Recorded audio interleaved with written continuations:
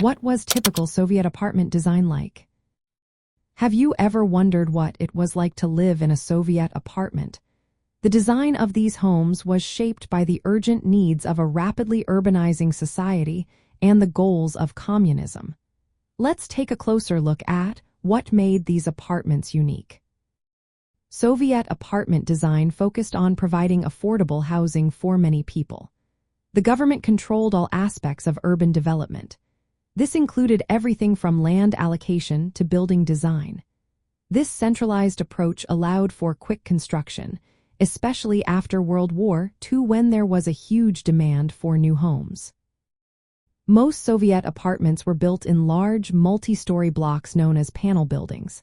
These structures used prefabricated concrete panels, which made construction faster and more cost-effective.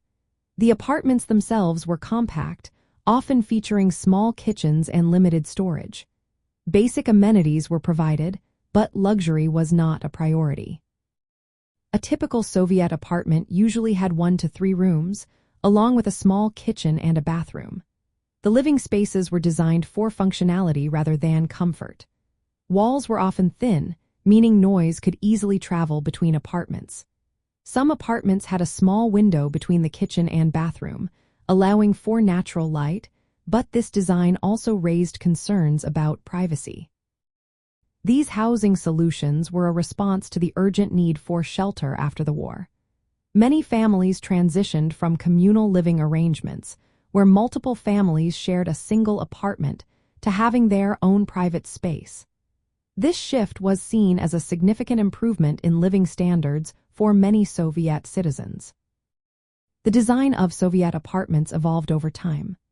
Early apartments built in the 1920s and 1930s were often low-rise and constructed from available materials.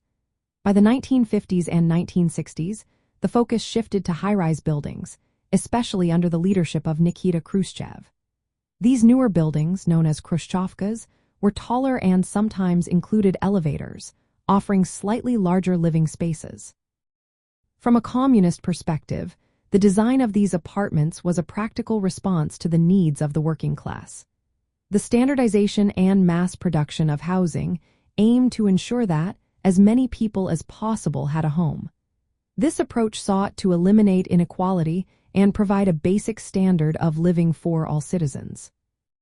Soviet urban planning was closely linked to apartment design.